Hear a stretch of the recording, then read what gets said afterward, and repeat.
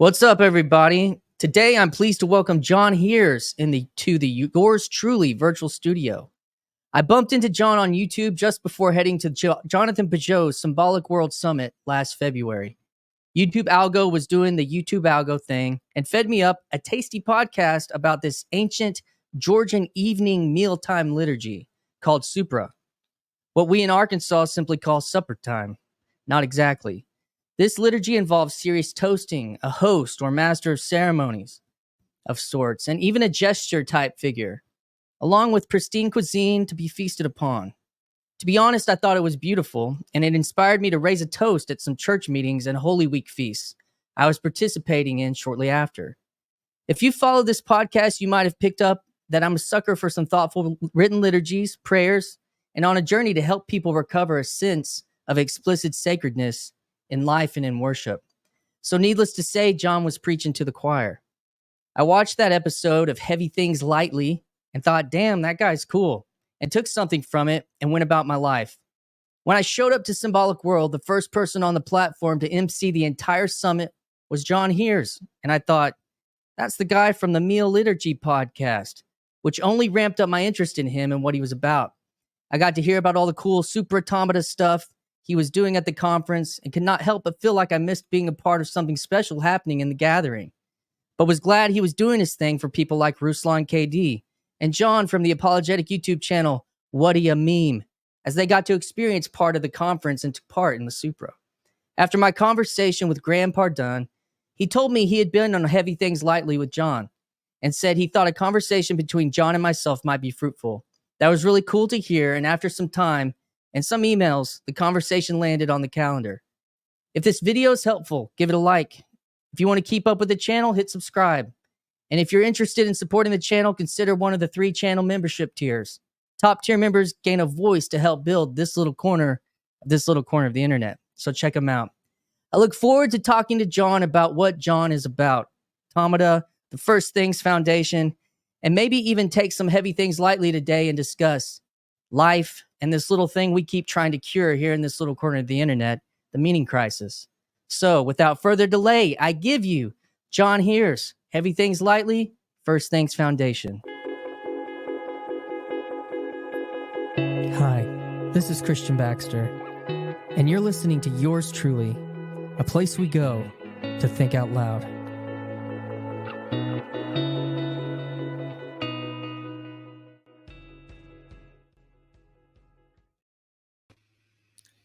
John. Bravo, brother. How you doing? I'm good. Thanks for making things work. Yeah, you got your stuff set up. This is it's a nice podcast you're working on here. Well, thank you. That means a lot from a good, nice podcaster himself. Yeah, we you know what the trick is, right?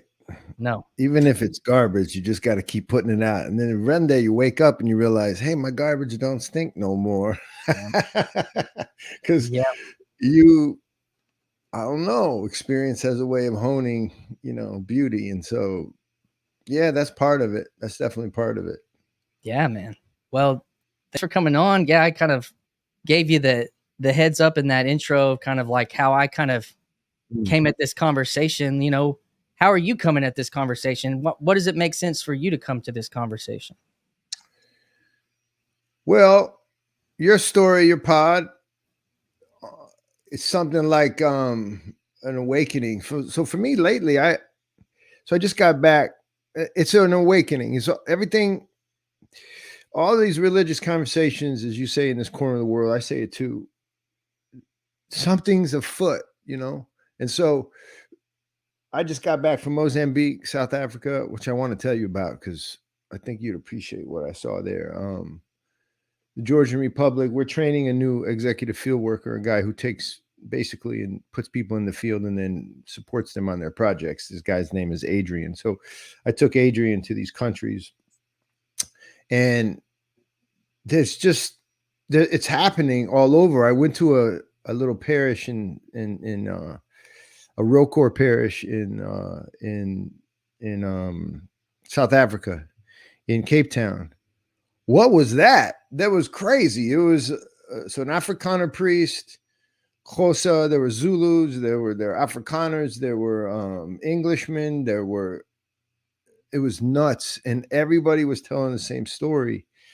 And we had this beautiful talk at Trapeze after liturgy, and I realized that it was an image of heaven, and I realized that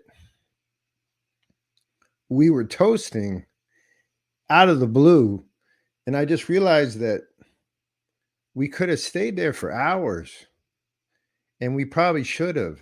Mm. And that people are thirsty. And it was like every broken person, and broken on the back of politics, and broken on the back of relationships, bad ones, and poverty, all the things that break people's backs, everybody there they were like healing. So I don't know why I'm so damn emotional. We just started. I like cry a lot. I don't know, not in a bad way. I know there's like tough guys out there that are like, ooh.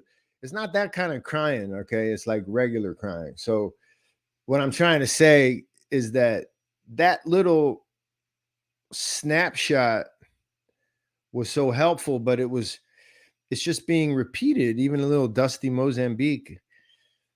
And even in Georgia, where they're trying to figure out which direction to go, whether it's west or it's not really east. So, they have these choices they have to make as these little country, this profoundly Orthodox country has to make decisions. And so there's an awakening to who they are as people. And so as you drive around Georgia, the dominant theme is we're Georgians. I wish we could just be left alone. And then there's the loud voices that want to be European. You tend to be under 30 years old folks. Right.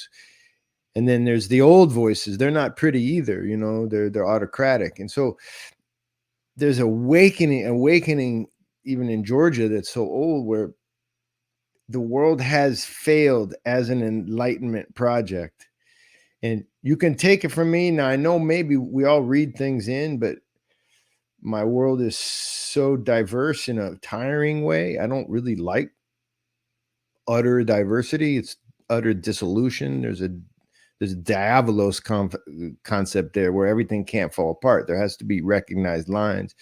But the diversity that we work with here and abroad, it does tell the same story, which is the thing that everyone thought they wanted, which was an enlightened world of rational scientists. That shit is dead. It just won't work. It doesn't really matter what you think about it. It doesn't really matter if you want that world or not. It's not going to keep going. So what am I thinking about? That trip obviously impacted me, but I just found a sincere, an ethereal just peace at that little table. It's just real nice. And I want to give those guys credit for a parish that was peaceful. So that matters. Yep. So that's with First Things. Yeah. So I did this as the founder of First Things. I hadn't been in the field for a while. So we send guys for 2 years at a time. For folks, I don't know if folks know what this is. I'm going to tell you if it's okay. So basically it's like Orthodox Peace Corps, but if you're not Orthodox, don't be afraid of that.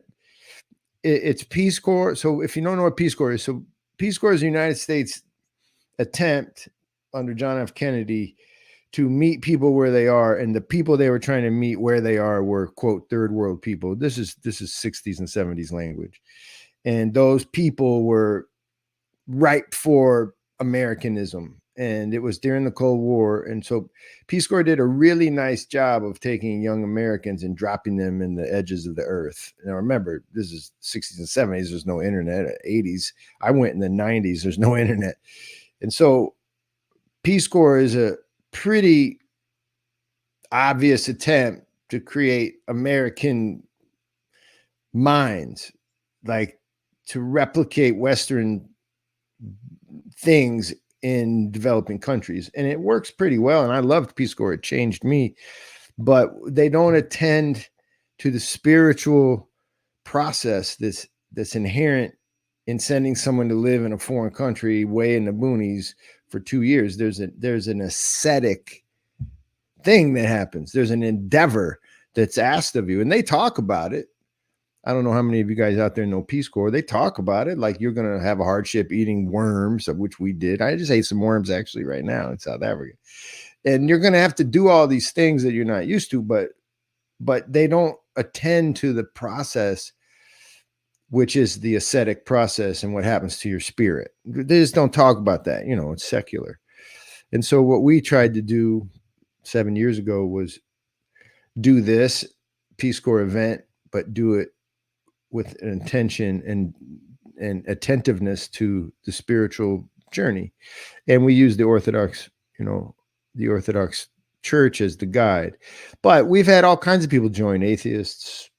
We had a Buddhist join. Like, it doesn't matter. The question though is will they accept the spiritual journey? And most people, when they sign on, that's what they want. But they might not use that vocab. You know what I mean, Christian? They might not use that vocab. So that's what we do. So we have guys out in the field right now. I think there's 11 of us. We're trying to get to 20, 25 right now. And we're getting there. And we usually get 3 to 4 to 5 projects from each of our field workers. And so, we got over 100 projects that we've done around the world, and we love it. And it's life changing. But I needed to go out in the field. I hadn't been for a while, and now I'm crying on your show. What's that about? It's good. I think that tears say something about meaning. It pop. You can't help it. Something means something's deep. Something about you too. I feel comfortable. You seem like a young searcher guy that I really appreciate young people. I taught for a long time, and by the time I was finished, I stopped teaching to start First Things full time, and I was pretty done with students. I was like, you guys are shallow. This is right after, the smartphone revolution, 2014, 15. Mm-hmm. And, I had taught in the South Bronx, Harlem. I love teaching, started a school in Florida, but I was kind of done. But I realized something is that people under 30, they sound stupid, but they're not stupid. What's actually happening is they refuse to accept the boomer world, and it's not a bad thing. They don't know where to go with it, though. They don't. If you're going to reject tradition, which, by the way, boomer world. So let's talk about boomer world. They rejected tradition. Yeah, no, they did, and they tried to adhere to some material joy that would bring them suburbia. Like, everybody's doing something spiritual, right? But what I'm trying to say is if you're this crew, 25 and under right now, and you've rejected that vision, which is fine. I understand that rejection. That means you're kind of lost without a path. And so you're going to adopt some dumb stuff. And that's why I say they sound stupid. But here's the thing. I sound stupid too. The question is which direction are we pointed? And I think we're trying, you, me, everybody is trying to say, hey, here's a direction. I know you thought it was north, south, east, and west, but there's actually this other direction that's dimensionally under it's dimensionally, you can't find it using the old ways, but it exists, and it's called Orthodox, anthropology. It's this unique thing that exists. And I think we should all point people in that direction without manhandling people. And so now I realize that young people they're lost, but they're the people waking up. So we have to speak to them. I've got a buddy. He's in his mid to late 20s. I'm 39. I'll be 40 next year, but You're 40 years old? I'm about there. Yeah. You're looking like a little baby. Woo! A handsome baby, I think. I mean, handsome. Babyface Baxter over here. Yeah. No, I've got some Asian heritage, and I think that has kept I can't grow much facial hair. Wouldn't make good Orthodox. Can't grow. Asian don't crack. No, that's something like that. Okay. And the the thing that my buddy was saying is that most of the people like want to be new age. They're not even becoming atheist anymore. Like they're already putting their faith into something spiritual.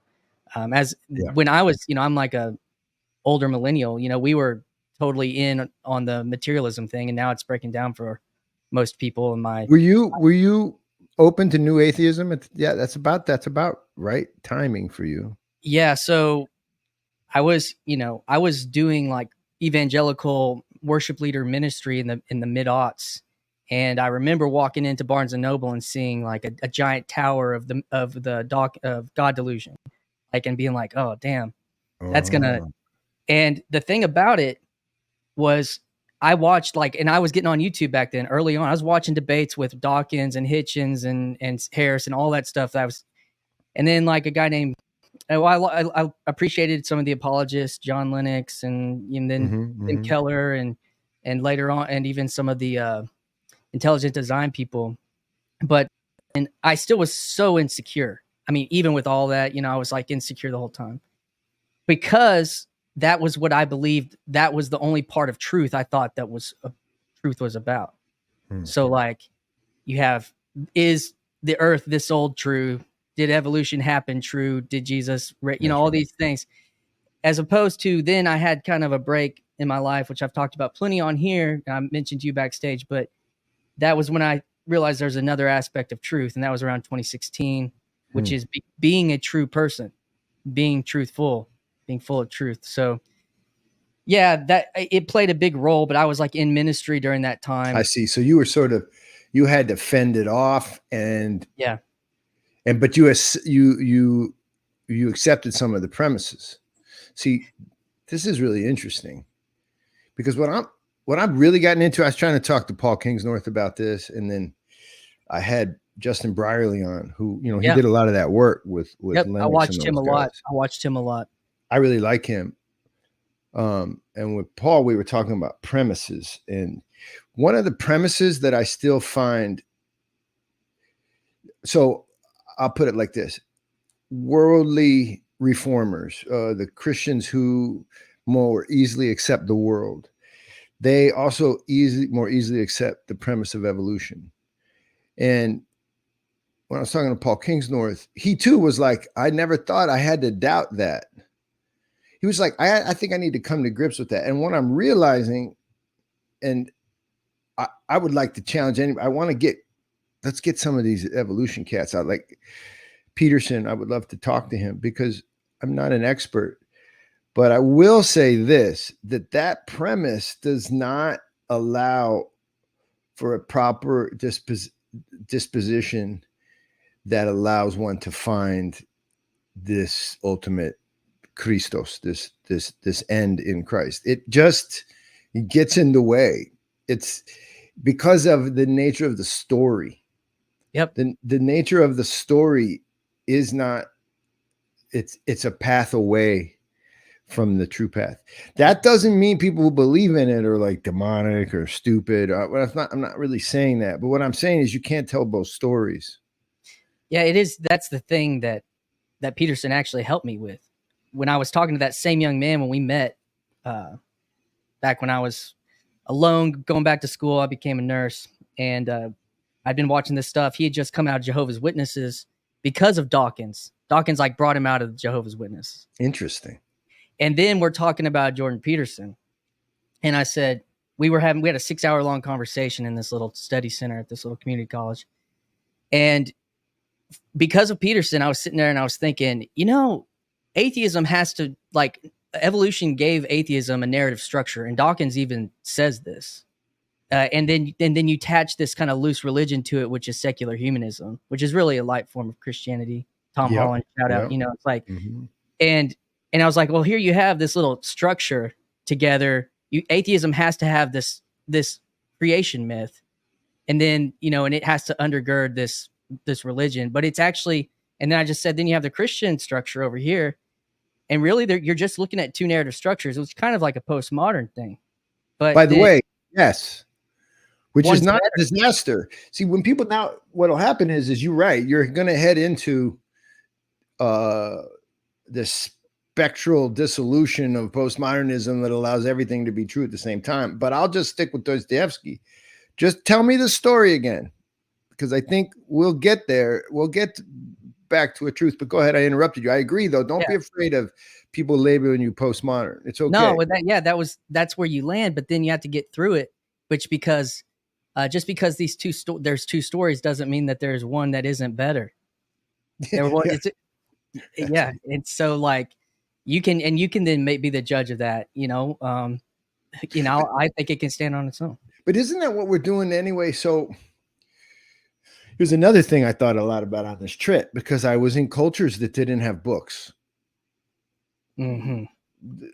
There are books around, but it was never in the habit of the Makua in Mozambique to just like pick up a book. Okay. That's not a thing. But they have an oral tradition that allows them to arrive at truth. And, much of the early church, there wasn't a book. It wasn't a bound book. There was a really nice talk Pajot did recently with Hamilton, Seraphim Hamilton. Wait, what's his name? Why am I forgetting? Yep. But yeah, and basically the codex was being used by Christians early on to put more than one letter together in one place. And eventually that's going to become the Bible. But early on, that's not how we came to understand truth. We understood it as a narrative function, as a process of storytelling. But the story was being told as true from those who met the resurrected Christ. And so I really understand that as a way of truth, because it's really how it's always happened. But then the book comes along, and what it does is it makes everybody a reader. And then what I find happens is the Protestant Reformation, now what it does is it demands that everybody read, which creates a type of mind. And this is really interesting, I think, because I can see it in history when you travel. It's a type of mind. It's not a type of truth or like, it's a type of mind. It's a way of being. And when that way of being becomes dominant, then what happens is Christians begin to want to find evidence in the way a reader finds evidence. Yep. And the way a reader finds evidence is ultimately going to end in kind of like a ones and zeros data. That's data on a page when you're reading. It's a bunch of data. It's not numbers, but it's data. And the mind starts to learn a certain way, and then it demands evidence in a certain type of way. And that evidence starts to look like data. And so if you look at the Reformation that way, it's a bunch of new Christians with a new way of arriving at the truth. And it makes them very, very scientific, or let it put it differently. It makes them subject to a very scientific interpretation of Christianity. And that's what happens. A literal, as in literature. That's right. A literal type of Christianity, and and science is a literary endeavor, like you're pointing to, and that's what we have. And so that's why the war got waged in the 70s, 80s, and 90s and aughts on the paper, and I think it kind of ended on Twitter. By the way, it's going to end in this ethereal space called what we're doing right now. Yeah. You're right, and I think it's okay. I don't know why I'm not. Now, maybe because I'm inclined to it anyway. And that's the other thing you have to realize, is that you're already messed up in a way. Like, you have a disposition already that's not godly. And so you always have to take that into account. You know what I mean? And so I don't know why I like this postmodern move. I don't want people to hear that I'm like, Foucault, yay. I'm just saying there's a postmodern move going on that seems, for me, in our work, it seems advantageous and not scary. Mm-hmm. It seems possible, and it seems filled with opportunities. Now, however, it's destabilizing. However, I like air conditioning, and my streets are clean. You get what I'm saying? Yep. And the true postmodernists aren't going to do any of that stuff. Mm-hmm. They're going to sit around and destroy and destruct. And deconstruct. So I get it, man. I'm it's not an embrace of this, but of this dissolution. But there's a lot of opportunity in it for people who can speak clearly about Christ. And that's like So that's why I love Jonathan Pageau. You're like, what? Oh, and then you realize he's using logic, but his premises are different. Yep. And that was one of the great stories he said is about that actually points back to evolution, which was something like the world as we know it started 10,000 years ago. It's like what we know, like the world we know, the world exists, 10,000 years. That's what we have. That's the world we can know. Now, beyond that, but that's like when a world started, or the world started. I thought that was so cool. Yeah, because it's kind of like a synthesis. It's a different way. Yeah, I like that. So yeah, dude. I mentioned getting to see you. I watched this video. I get to know a little bit about you, and then I walk in, and you're up there. Did you see that I was perspiring? Yes, and I was nervous because that crowd. I was a rough crowd. You guys were a rough crowd. Not in a bad way. You didn't know. I'm talking about Symbolic World. If people don't know, see this? I was the. Oh, there it is. There it is. There's your. Remember my 11. I did the game, man. I did your game, dude. You remember the game? Yes, you did it. You're an 11. Yeah. Okay, so he took the lightometer test. Yeah, we had everybody take it. I don't know if folks are out there, but it was nerve-wracking because it was the first time that there had been a Symbolic World, and it was packed, right? And people loved it, but they showed up. I don't think they showed up to hear a like I did comedy. And so the thing is at first I'm looking at people and they're like, why is this guy doing comedy? We're here to like figure out the reality about existence, bro. And I'm like, hold on a minute, let's have some fun. Yeah. And eventually it worked, but I was perspiring. But because you kicked the whole thing off, like you were setting like the tone, and but I think that I liked it. I thought it was fun, and we, there's this liturgy of the icebreaker, like that's a real thing, and like even within which I would love to highlight more of Supra automata is there's like someone's picked to be kind of like the gesture, like the court gesture, Malakipe, and so you were kind of even in that setting. There's like that person to help kind of poke. You were making you made a John Vervaeke joke. You made you were making Jordan Peterson jokes. He was sitting right over there. We ended up talking later, and he liked it, but we took some liberties. I'll put it like this. I'm thankful. No one spoke to me. I just want you to know that, Christian. No one was like, don't say this. You can't. It was cool. It was true like confederalism. Okay. It was like confed. There was no central power whatsoever. And I just rolled up there. But I will say, I am thankful. I think I was led by a proper spirit to say that there needs to be a jester here. Because you said no, there was no order, but the order was like trust. You were brought there because someone trusted you. Yeah, that's right. That's what happened. Yeah. But I'll say to that jester idea, I do think our corner of the internet can get too serious, as if just one more conversation and we'll get it all right. Like, oh man, if only Peterson could talk to Mr. X, then it'll all be fixed. And you're like, there's no Mr. X, bro. That's not happening. It's never going to get fixed on the internet. That's right. So how are you fixing it? What's that? So how are you fixing it not on the internet? So I think what happened with us is we were just practical. We were trying to, people out there are going to be pissed, but we were just trying to raise money in networks. So what's a network? A network is someone that you trust and that they trust you. And so the internet allows for some of that, but it's not really that, Like I was listening to this crazy podcast about these Sakagawa boys in Ghana who basically they learn how to scam you, and they got to go to like scammer school to get you to send them money because you're some lover of theirs and, in Detroit, and send me money. There are these cats where you get these, like, hi, I'm a prince. There are these guys, but they have like a scammer school. It's wild. So they have to develop trust. We know that that's not great, but we realized that I was just one person trying to start this organization, and we had a story to tell.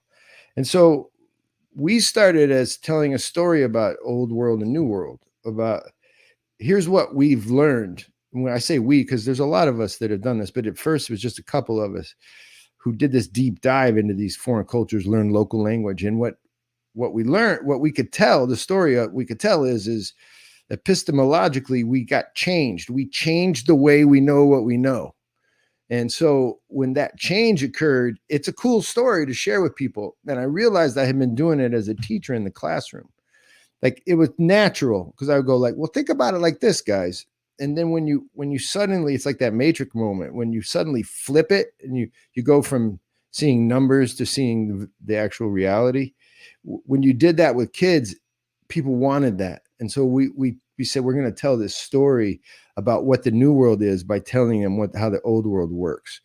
And so it was a way to add to the wake up dynamic that's going on. And so then I realized, because I was being informed by Orthodox Christianity, that a lot of the podcasts were little lessons on Orthodoxy, because Orthodoxy is old and new. It sort of goes, it can do both.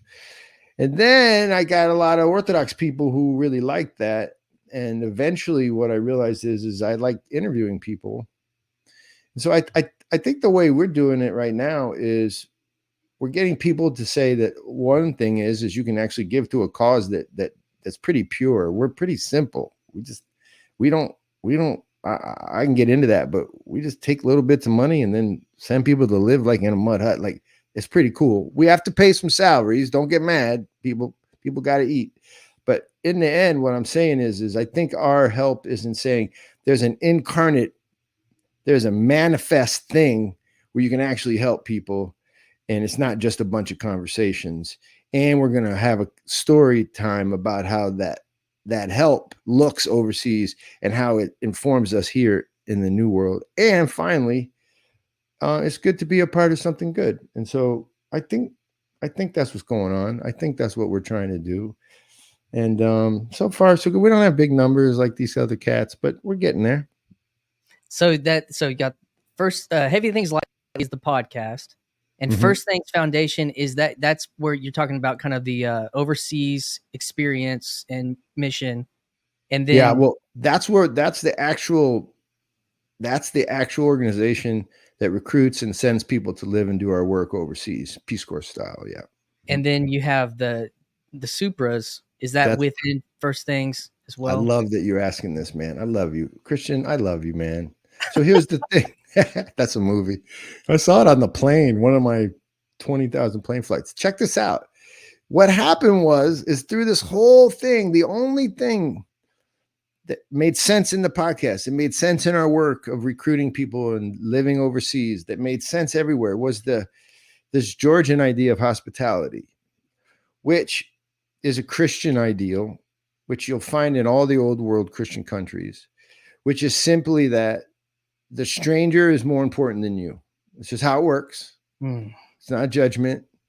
And that where you have the opportunity to entertain a stranger, you have the potential to entertain and to feed God, then you should do it. And you should give them the best thing you have, even if that's not what they want. And so Father Deacon Kotar, Nicholas Kotar, who has become a friend, he tells a great story about the role of a guest and the role of a host. It's really the story of the cosmos. It's the story of God and man. And what happens in the story is that the guest has a role to play and the host has a role to play. And what I realized is in America, we've lost this sense that there's a role to, we've lost hospitality.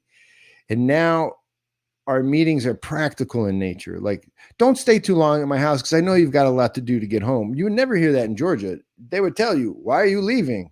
Don't leave. I have not yet served, right? The best khajapuri. And you'd be like, well, you don't understand. I got to get up in the morning. They'd be like, not computing. I don't care. You have to eat my food.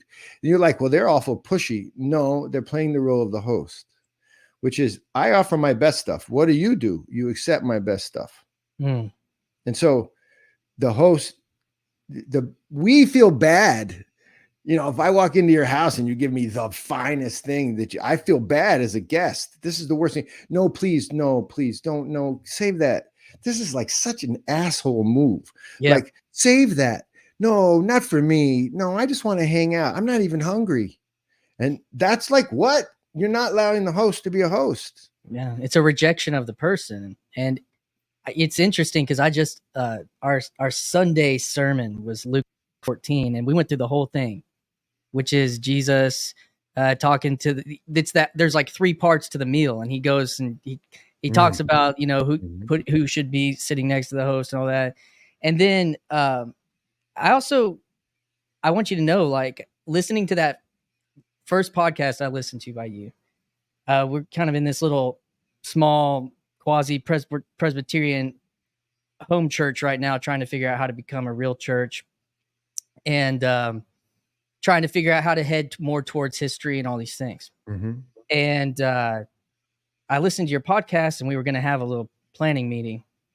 And I took my little red Solo cup and I lifted it up in the air. I said, let's have a toast to start this journey. And I mean, I want you to know that it was directly because of you. And I know it was good. You know, I'm the crazy guy that likes to do readings and liturgies and stuff too. So it's not like was completely out of the ballpark, but was, you know, it wasn't, it was chili and paper plates. It wasn't going to be a Supra, but no, but you still did it. You still did it. And you know, and then like, yeah, then I'm like, see you at the conference and that kind of stuff. And you know, that conference was like a pilgrimage for me, because Peterson and then Peugeot met me on YouTube at a very low state. And, and you know, that was like a 7-year pilgrimage to that place and to that summit, honestly. And so, you know, so this is all real to me, man. Yeah, it comes through in your pod, in your conversations, which is good, man. It's good to practice the word, but as long as it's heartfelt. Yeah. You know, so much of the word is found in marketing is not, it's just lies, if you just think about it. Yep. But that's why it's so destructive. And that's why marketing's so brutal. Yeah. For heartfelt people, marketing's brutal because you can feel yourself move over the line. You know, tune in for the best podcast. Then you start to realize that last part was kind of a lie. Like, how do you actually just tell the truth when you market? And you'll notice everyone wants you to just sort of move over into gray. Yeah, that's true. I think there's a guy in this space. He's an interest. He lives out on the fringes. His name's Grim. And he just will straight up say, I am doing a grift. Oh, is that right? Yeah, I am is this grifting. Grim Griswold? This That's cat? Grim. Yeah. Yeah, I know about him. So like he got to Symbolic World by just saying, grift me to Symbolic World. And it worked. Yeah. I mean, and so it's not a lie. It's just saying I'm going to be up front. And it's a great example. By the way, that's the opposite of a lie, actually. Yeah. Interesting, man. Yeah. I don't know where that leaves us all, but I will say this is that the thread that we didn't know this when we started. When we started, Ryan and I, it was really just about a service project. Yep. Let's recruit people. Let's go set up these sites, drop them there, and watch their life change. But what we realized is, because it actually started at a Supra, our First Things Foundation started at one of these Georgia. I threw these things since the 90s when I came home. I went to Georgia in the 90s during their Civil War. That's how I got started. I was just Orthodox. For all you ortho bros becoming Orthodox right now, as an ortho bro like 30 years ago, okay, you're late. So, but what I want to say is when I came back from Georgia, I met my wife and we got married, and we just did this at home. My kids knew how to do it. Like when their friends would come over, they would see us doing toast and their friends would sit down and they would get embarrassed. And so this was already happening. And then at one of these with a bunch of 20 somethings, early 30 somethings, we said, let's do this thing. And it was at a Supra that it was born. And then we realized later that everything is just simply this incarnational reality, which is, so I think every good thing is basically one giant nonprofit, which is, how do we offer aid, love, joy to our neighbor? How do we incarnate and make that real? And so at first things, what we realized, the first thing is first, could you do this? Could you see your neighbor? Could you just experience their reality long enough to be able to say, I know you? That's it. Now you got a chance. I know people are like, this is really simple and I don't understand. This is boring. I want people to know something. That's not the way most organizations work. Most giant organizations that want to help people, they start with their idea of what other people need. You have to understand that. It's a really important thing.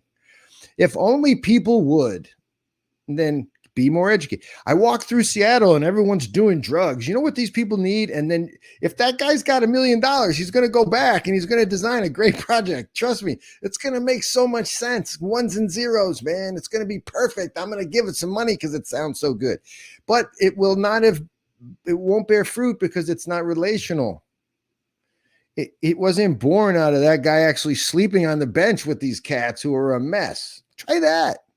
And then speak their little drug language. And you're like, I don't want to spend time doing that. Exactly. Hence, therefore, you'll get a good project. It'll be so good. And then it won't work. And here's what I mean by work. It won't bear spiritual fruit. I'm not talking about it'll stop drugs. We know it's not going to stop drugs. Would people stop trying to say they're going to stop poverty's not going anywhere. Drugs aren't going anywhere. Everybody needs to calm down. Okay. We're not utopian people. Okay. That stuff is staying with us. It's probably not only staying with us, you probably have a lot of it in your own self. You're probably addicted to something. So shut up, stop acting like you're going to fix it. But what it means to work is that you become slowly transformed by the relationship you have with the people who are suffering. Oh, sounds like Christ. Christ allows us to transform because he participated with us. Fools. Yeah, we still die though. We still have problems. Yeah, I know, but you have the possibility of transformation, not transaction. And when you have the possibility of transformation, you start to feel rich and full and you start to have meaning and all that stuff happens. So anyway, without preaching, I get mad about this because most people think that organizations that want to help people start with the people they want to help. That's not true. It starts with the project they want to offer. That's not good. So we don't do it. We just offer a person and then the person finds out at the site what the local people want them to do for them. And the local people were not people you would trust. These are very, very people on $2 to $3 a day in Mozambique and people who would like who would force you to pay a bribe because bribes are normal in Macua, Portuguese culture. That happens. So you got to work with the guy who pays bribes. Yeah. Yeah. Or you can find Mary Magdalene, or not even Mary Magdalene. You can find the one saint that lives there. I guess you can work with the one saint. I mean, good luck. I don't know where they are. What I'm trying to say, Christian, is you start with the clay that you're given and you learn and listen. And that's what St. Herman did. St. Herman didn't go over there and try to change Alaska. So anyway, you should tell me to stop talking. No, man, preach away. I just the only thing I can think about when you're talking about that is like the story of Zacchaeus. That's what, that's what that makes me think of. It's just this, he felt like he could maybe trust this guy, even though he was the most untrustable dude around, That's right. And yeah, you got transformation. You didn't get a transaction. No, that's what that made me hit. But anyway, that was the whole Supra thing that's associated with first things. We see it as a flowering of the actual thing we do, which is hospitality. And so we started a restaurant. And the restaurant was a board member was like, you guys, why don't you start that restaurant? I'd get behind that. We were going to open up offices. And they're like, don't do that. Just open a restaurant, which is an act of hospitality, although it's an act of madness because it's really hard to make money at a restaurant. Although we're doing pretty good. So my point is the Supra turns into a restaurant, which turns into a meeting place, which turns into a whole set of conversations and networks, which turns into a type of project in the United States. And we're doing some other such projects too. So yeah, and you've got one coming up with Richard Rowland and Vesper Stamper. yeah, we do. This weekend in Seattle. That's exciting. Well, it's over the hill from Seattle. If anybody very late, no, it probably won't even come out before then. But when you guys hear this, we have another one in Florida. And I'm going to announce it right now is Jordan Hall and Jonathan Pajot will be our guest speakers. And there's room for 30 people. So it's a fundraiser. So don't be mad. Like it costs money. So, but they're going to come and we're going to hang out on the beach and we're going to teach the art of Tamadot, which is what we're doing this weekend in Washington with Richard Rowland and Vesper Stamper. So it's cool. That's that network in action right there. Yeah, it is. It is. It's happening. Yeah, dude. And so speaking of like that kind of locus of energy, Symbolic World Summit, like give me your, 5 minutes on what happened there. Yeah. Well, I had a blessing to be able to see a lot of those characters who came at the Supra on Friday and Saturday night. So I saw the day. What I saw happening in the day at the conference was a brilliance, intellectual riffing, and Father Stephen DeYoung just taking us down. And to be honest, what I saw was some giant intellects, and then I saw Martin Shaw, probably the biggest of the intellects. But guess what, guys? He's the best storyteller. And so for me, his talk for me really it was the most compelling. Vesper's talk was amazing, and really what you found there was the people in the audience were desirous of all that intellectual raw power, and which made for a really nice relationship between the crowd and the speakers. And I hope Jonathan does it again. I know he was talking about not wanting to do it again because it's a lot. But I saw a lot of success. There's always organizational stuff, but my dear friend Tyler Anderson, he was backstage taking care of stuff in a way that made it smooth. So I don't know about you. What'd you see? I saw a lot of success, and I saw beautiful people too. People wanted to talk to me. I was like an MC dorky guy, and people were so beautiful and humble. I saw a lot of cool stuff. And then I saw that one guy ask that crazy question. You remember that? Which one? Do you remember that? Which one? Which question are you? I mean, I was there. Which one are you talking about? Okay. The guy with the kilt, the guy with the skirt. I can't recall what he said. So it was the last day. They were all lined up. I was the guy. I was the jester who had the microphone saying, okay, your question, please. And my role was to cut people off if they got too long-winded. But because I'm a softie, I cry and I care for people. At least that's not true. I want to anyway. Yeah. This guy was going on, and he was trying to ask a question about the unification of the Catholic Church with the Orthodox Church, which was really I may have missed it. Last day? I had to head out. Yeah, I had to head out a little early to get my plane. Oh, you missed it. Because then he started jumping up and down. Oh. Like something was wrong. And then I still let the dude talk. And finally, I finally like woke up. I was like, okay, that's it. And Jonathan was funny afterwards. He was like, yeah, we can't let him talk that long. I was like, I know. I thought he was going to say something interesting. He never got to it. There's so much adrenaline pumping. I think for me, you asked what I had a lot of adrenaline. There was a lot of silver screen, fourth wall kind of stuff, trying to deal with that. I had just had a conversation with Jordan Hall like 2 weeks before that for the here, like randomly getting into this space, and it was it was very intense. And like I said, it was like a pilgrimage because I went to Peterson, he was in Little Rock earlier that week, and I worked in Little Rock, and so that night he was there. I was like, I'm just going to go ahead and go to the show. I know he's going to be at Symbolic World, and so it's just intense. I came by myself. I knew a few people from doing this stuff on the internet. I knew Grimm. I knew the guys from Grail Country, Nate Heil, and Yeah, so you had that's what I saw. There were little cultural like inlets. It was nice.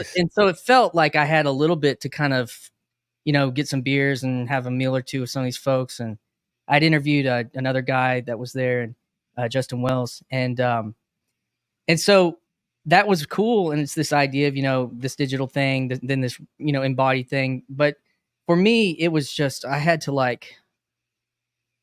had a lot going through my brain, man. It was Was it too intense. much? It was a little overwhelming. For me, maybe it wasn't. It was right. Like it was the right thing. Like we're having this conversation right now, partially because of that. Yeah, So, that's right. That's right. So it's like that's part of it.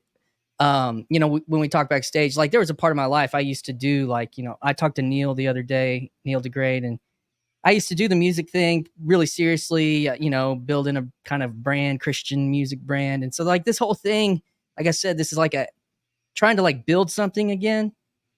Is kind of it was just all part of healing, and it was just another level on that. Good. And Good.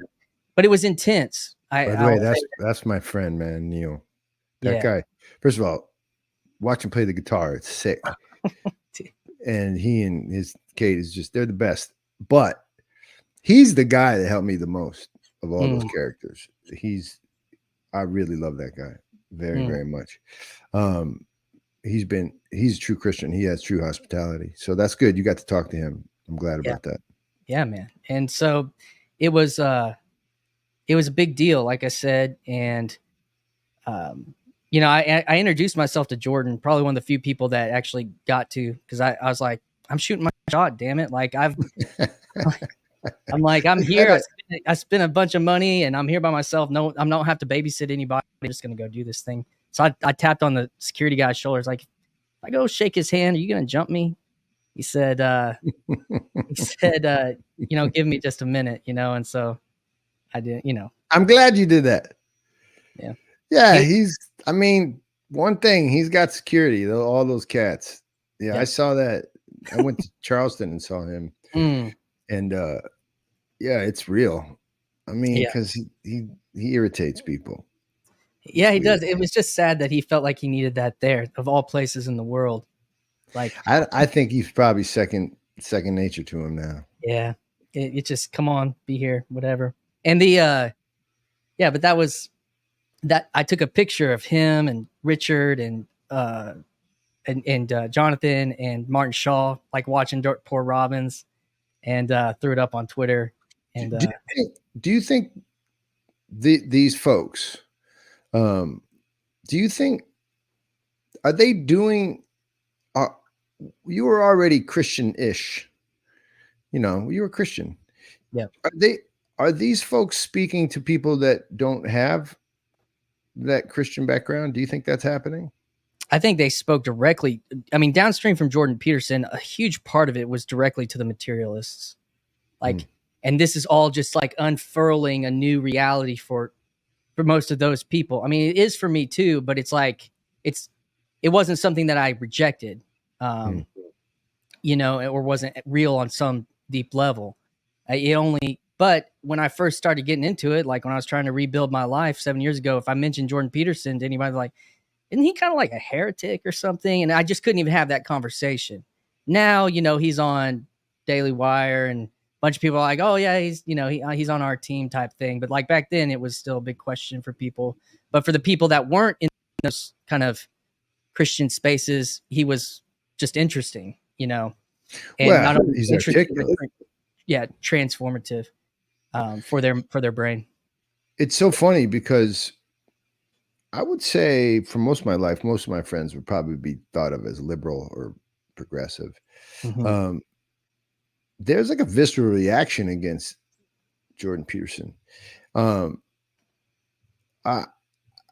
When you actually hear the words though of him and others like him and Jonathan, and the visceral part doesn't make sense to me. I could see a disagreement, but maybe because he speaks in a certain way that there's a equal reaction against the way, because he'll just, he'll call things demonic or evil, or I wonder about all that. I wonder sometimes if he's helpful in the sense that there's a space for certain types of folks that would call themselves progressive. On the other hand, sometimes, you know what, you can't talk to people. That's just how it works. You don't get to talk to everybody. You don't get to share everything with everybody. I think what I've seen is there was a initial work, initial seeds, initial logo, and now we're seeing fruit of that. He had that conversation with Michael Schallenberger a few months ago, and he talked about this invitation. He's like, it's the only way. It's the only, coming from being like a Baptist boy, like I'm thinking about the invitation at the end of the sermon, but it's like he's talking about a type of invitation to the table to progressives.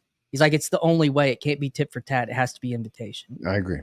And I thought that was incredible. So I think that's where he's at from my perspective with what was the big conference he did last fall? The ARC. Yeah, like I think he's trying to create like on that level. That's what I see. Okay. All right. Maybe we can end with this. I don't know how much time you got, but I got some time, but you're fine. So I was listening to Ian Heers and Peterson and thinking of ARC. I think there's like a little seed of a problem in all of it. And I think it's a historical ambiguity. I think they're not seeing, this is just me. I'm just some guy. Okay. But I studied history too, like anybody else. I actually did at Columbia University, Christian. Oh, Ivy boy. Yes, that's right. Don't forget it. Treat me better now. So here's the situation, though. I would say there does seem to be this moment when, if we could just get back to classical liberalism, then what will happen is we'll right the ship, and people will once again be able to see the benefits of something like a Christian-based nation. Society. That is the most naive thing. And I really want to say this in that last conversation that Jordan had with, they go there. They go to this naive place where I'm a classical liberal. FYI. And again, I like to talk and, I like to, it's not as serious as it sounds, but I would say this, FYI. Classical liberalism is the seed that destroys Christianity in the minds of Westerners. Hello. I know Newton was a Christian. I got it already. I got it. I understand that he was like, believed in God and also did science.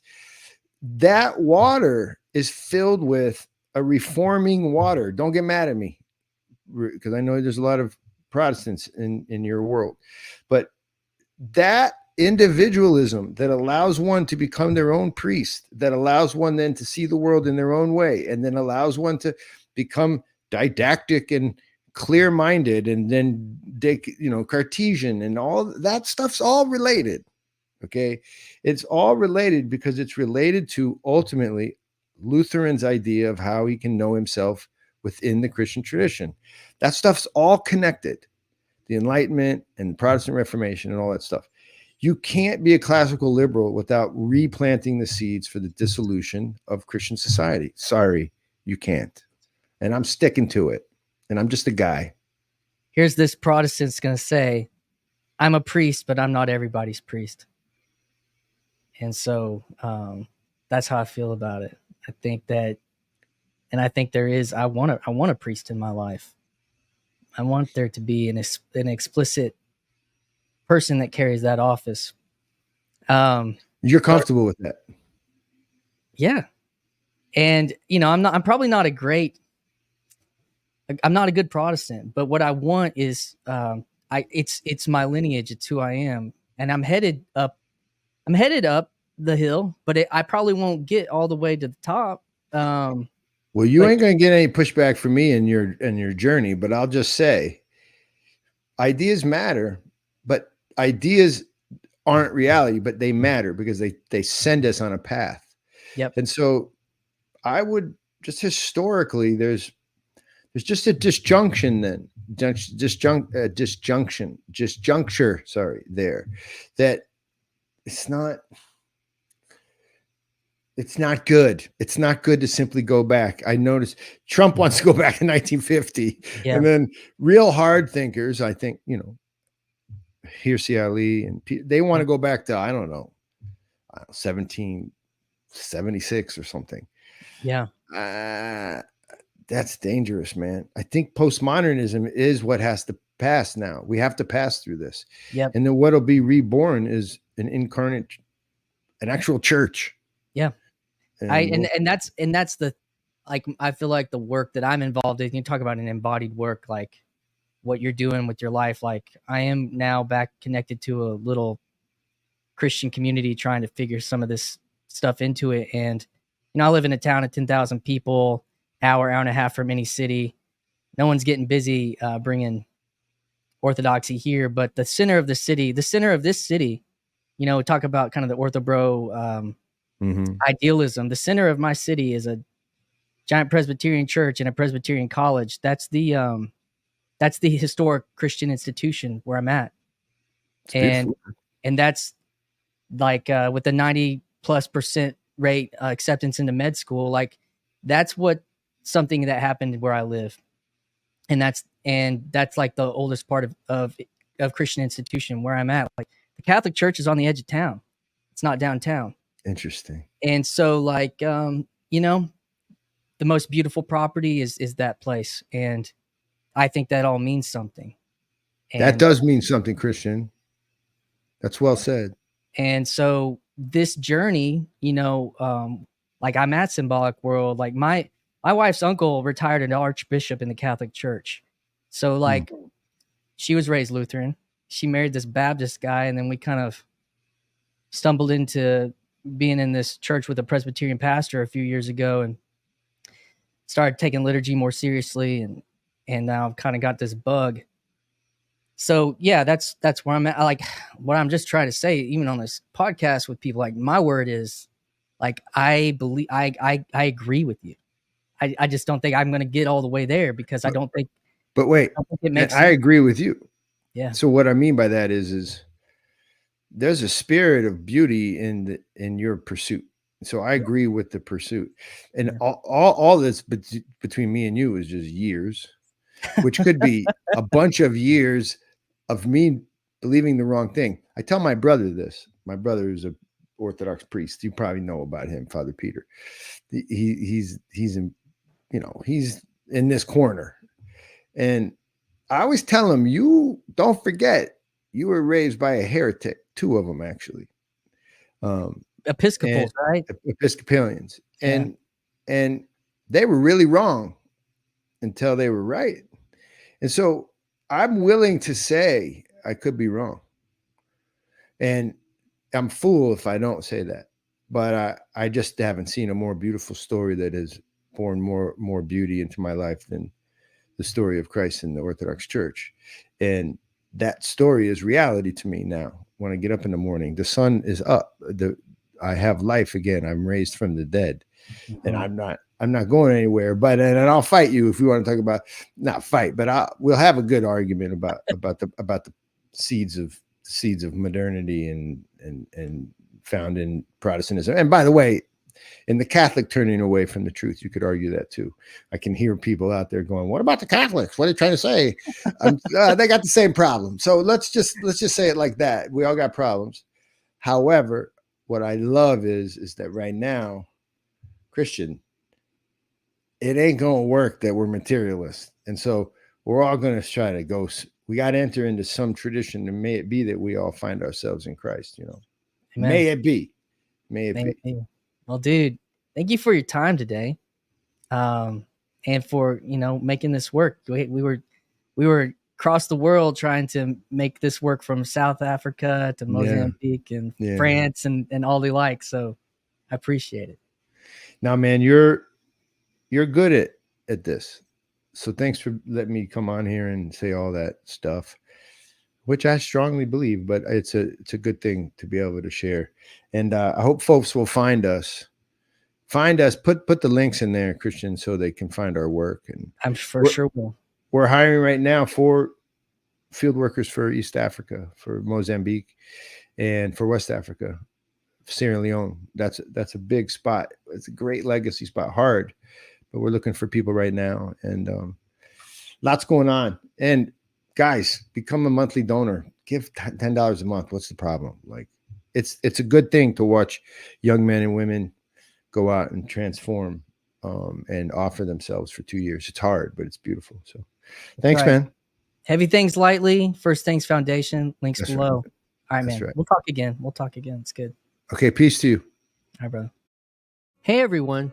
Thanks so much for tuning in and staying with us until the end of today's episode. Your support and digital connection are truly meaningful to me. If you've enjoyed today's conversation and believe that these discussions bring real value to your life, please consider liking the video and subscribing to the channel. I'd also love to hear your thoughts, so leave a comment below and let's keep the conversation going. Your feedback and interaction are crucial in making this space even more meaningful. Also, I've opened up channel memberships on YouTube. By joining, we can foster a stronger community of connection and support the continuation of more conversation craft. Membership is set up to foster this in 3 ways. Level 1, connect via members-only community posts for channel feedback, behind-the-scenes moments, and supportive membership branding on comments. In addition, Level 2, get to watch podcasts a week before they air, along with other unique members-only videos. At Level 3, join scheduled monthly focused small group discussions with other kindred spirits from all over the world. Thank you again for being a part of this journey. Together, we can cultivate meaningful, supportive digital community right here in this little corner of the internet. We'll see you next time.